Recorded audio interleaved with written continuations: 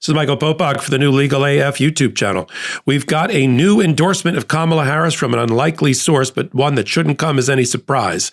We now have 100 Republican national security leaders endorsing Vice President Kamala Harris because they said he cannot be trusted with, quote, to support and defend the Constitution of the United States against all enemies, foreign and domestic, and bear true faith and allegiance to the same. In other words, he can't uphold his oath of office, and they believe there is no other choice for democracy than to vote for the Democrats and Kamala Harris.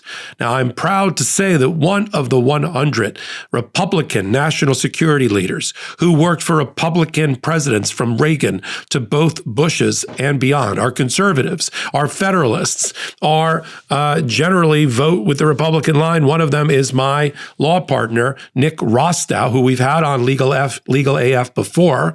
He is a national security expert, and he worked in 2 separate presidential administrations. He has signed other letters with other White House lawyers, but now he joins together with 100 Republican national security leaders to endorse. Before we get to the admirals, heads of the national security apparatus, heads of the CIA, heads of House and Senate committees on intelligence, and what they are saying about Donald Trump and who they are, let me talk to you about what they're saying in their letter. Let me read from the letter.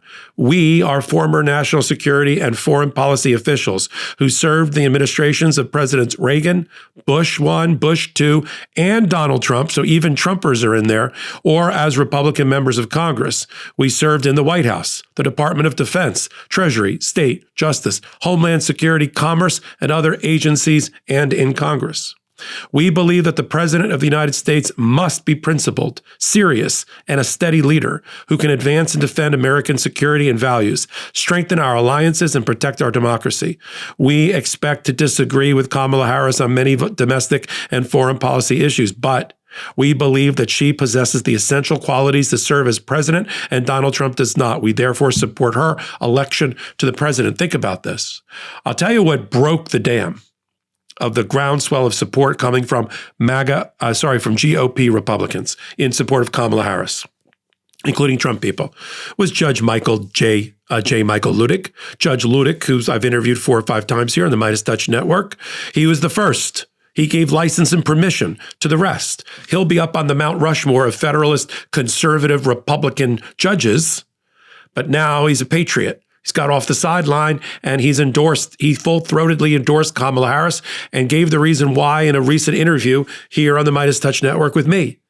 That was about a month ago. Now we see others, 200 former Republican lawmakers joined together, 100 national security advisors joined together, all Republican, including those in Trump's own administration, have joined together to say he is a threat to democracy and there's only one choice. It's binary come the election. Let me read more from their letter. We firmly oppose the election of Donald Trump as president. He promoted daily chaos in government, praised our enemies, and undermined our allies, politicized the military, disparaged our veterans, prioritized his personal interest above American interests, and betrayed our values, democracy, and this country's founding documents. What else? Isn't that enough? Any one of those things is enough for me. But the letter continues of these 100 national security advisors. In our view, by inciting the violent attack on the Capitol on Jan 6 and defending those who committed it, he has violated his oath of office and brought danger to our country. As former President Mike Pence has said, quote, anyone who puts himself over the Constitution should never be president of the United States. Great quote. And it should be on a t-shirt, a bumper sticker, and it should be on everybody's palm when they go in to vote for the presidency. Mike Pence's comments there. But they go on and they analyze Donald Trump and the threat to our foreign interests and to our national security because of his narcissism and his being prone and susceptible to flattery.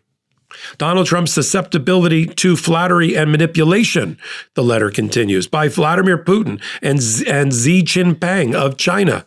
Unusual affinity for other authoritarian leaders. How about him calling out Viktor Orban, the dictator of Hungary? the strongmen of Hungary during the debate with the Kamala Harris.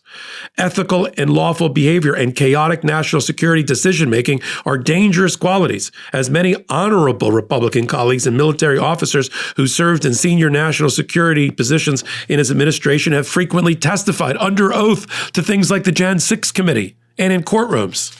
He is unfit. This is the letter from the Republican and Trumpers that signed this letter, 100 national security advisors, all endorsing full-throatedly, without reservation, Kamala Harris. Donald Trump is unfit to serve again as president or indeed in any office of public trust. By contrast, they talk about the credentials of Vice President Harris that make this a no-brainer. Vice President Harris has demonstrated a commitment to upholding the ideals that define our nation: freedom, democracy, and a rule of law. Her experience as Attorney General of California and her leadership on the Senate Select Committee on Intelligence and as Vice President have helped prepare her to be president. People in the intelligence community know of Kamala Harris and her brain, her intellect, her values, her judgment, and they support her. They continue. Kamala Harris is their pick for president because she has, in the letter, in their opinion, consistently championed the rule of law, democracy, and our constitutional principles. Pledged to ensure America always has the strongest, most lethal fighting force in the world, and to honor and respect those who wear the uniform. Committed to signing the bipartisan border security package drafted under the leadership of Republicans alike, who would hire 1,500 custom and border protection personnel that has been opposed by Donald Trump and MAGA. Support NATO. Declare her intention to ensure the United States will meet their economic and military competition with China. These are just the reasons. She also said she's going to appoint a Republican, right? A cabinet of rivals in her cabinet in order to encourage a diversity of views and restore a measure of bipartisanship and comity to our domestic policies. So they go on to say, we appreciate that some people may, for a variety of reasons, may prefer Trump to Kamala Harris, and we recognize and do not disparage their potential concerns. But any potential concerns, the letter continues, pale in comparison to Donald Trump's demonstrated chaotic and unethical behavior, and I would offer criminal behavior, and disregard for our republic's time-tested principles of constitutional governance. Now let's go through who signed this. Admirals. The former, I'll just give you the titles. Former Deputy Homeland Security Advisor, George Bush. Former Director, Arms Control and Disarmament Agency in the Reagan administration. Former Secretary, Department of Homeland Security under Bush. We've got my current partner, Nick Rostow, who worked in 2 administrations in a national security and attorney role. The former Secretary of Defense in the Clinton administration, Bill Cohen. And the list goes on. There's over 100 here, all either acting attorney generals, undersecretaries of state, secretaries of state, U.S. trade representatives, members of Congress, members of the Federalist Society, founders of the Federalist Society, deputy undersecretaries of the Army, secretaries of the Army, general counsels of all intelligence communities, the head of the national intelligence community, the former National Security Council legal advisor to Reagan and Bush, and the list goes on. I mean, I could spend an entire hot take just reading off the 100 names. What does it mean? Wake up, 5% of America that hasn't decided who to vote for. Listen to Republicans who are all in the groundswell around the support for Kamala Harris. When was the last time you saw so many of the other party, because they're doing their civic and their patriotic duty, come out and full-throatedly endorse the other side, the other guy, and the competitor? How many times have you seen that? Exactly 0. What does it mean that these people have gotten off the sidelines and aren't just quietly going into a voting booth and pulling the curtain across, electronically or otherwise, and just voting in quiet? You have the right to vote without telling people what your vote is. That's okay. We vote anonymously here. I mean, at least anonymously, not at the polling place, but in general. You don't have to tell a darn soul who you voted for. So why are these doing it? Why is Judge Ludick, a Republican and conservative, saying that Donald Trump is a threat against the constitutional republic, that only one party respects the rule of law? Why are these 100 national security advisors telling you the same thing? What are the 50 lawyers who worked in various Republican administrations telling you about the threat of Donald Trump? that he doesn't represent the values, the conservative values of the other party or the Republican values of our republic. None. What should that tell you if you're still considering voting for Donald Trump? They're all on the take. They're all rhinos. They're all Republicans in name only. They're all in the bag. They're all secret Democrats. Come on. Come on. If you want to vote for Donald Trump, vote for Donald Trump. That's your God-given right in our constitutional republic to vote for whom you choose. But do it with full knowledge and understanding and full information and complete information about who you're voting for. Listen to people, the mandarins of our society, who have done as their day job, punch in the clock, public service to protect America, not to make the most money they possibly could. Right? People think, oh, everybody wants to have power. Power doesn't pay the bills. Power doesn't even pay your electric bill.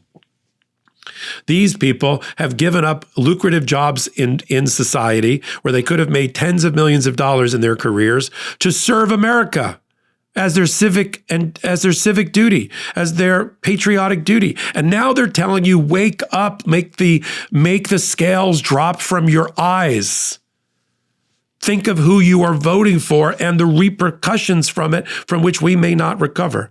We'll continue to follow the groundswell, the drumbeat. This isn't drip, drip, drip of Republican support for Donald Trump, for Kamala Harris against Donald Trump. This is the Hoover Dam breaking against him at just the wrong time. Right time for America. Wrong time for Donald Trump and his campaign. This deluge is going to drown the Trump campaign because he can't recover. He doesn't have the energy, the mental faculty or focus, or the engine, right? The motor to win this election. While Kamala Harris has a full-time job as vice president and making sure that the policies and the agenda of the Biden-Harris administration are executed over the last days, she's also running a masterful campaign before our very eyes, where she goes frequently to the battleground states and takes nothing for granted. Not just once, not just twice, dozens of times to the 7 battleground states, with rallies, with meetings, with interviews, with local media. That's what she's doing. And if she's not doing it, then her able sidekick, Tim Walz, is doing it. And if he's not doing it, or at the same time, the Obamas are doing it, and other proxies that are trusted within the Democratic and Independent voting bloc. They're all out with shoe leather, pressing the flesh to get elected. What's Donald Trump doing? Rambling, delusional, unhinged pressers and press conferences that aren't press conferences for an hour where he says anything out loud. His launching of cryptocurrency right after a failed assassination attempt. What does that say about his judgment? J.D. Vance is the presidential campaign spends more time trying to walk back what J.D. Vance has to say for himself than he's actively promoting the campaign. Donald Trump's quietly quitting his own campaign. Listen carefully to what those who took their own oath to protect and serve our democracy have to say to you about what keeps them up at night. And that is the chance that Donald Trump will return to the White House. I'll continue to follow it all right here on the Midas Touch Network with my regular hot takes and LegalAF, the podcast, all on the Midas Touch Network, and this channel in collaboration with the Midas Touch Network, the new LegalAF YouTube channel. You like this kind of video? Show me that you like it. Show us that you like it. Be a part of the build of our pro-democracy community here, the LegalAF community. Here's the chance to fly your flag for LegalAF. Free subscribe and help us get to several 100,000 subscribers before the new year. It's important. It'll keep this kind of content coming to you. So until my next hot take, until my next LegalAF, until my next exclusive content on the LegalAF YouTube channel, this is Michael Popok reporting. Heary, LegalAF Law Breakdown is now in session. Go beyond the headlines and get a deep dive into the important legal concepts you need to know and we discuss every day on LegalAF. Exclusive content you won't find anywhere else, all for the price of a couple of cups of coffee. Join us at patreon.com/LegalAF. That's patreon.com/LegalAF.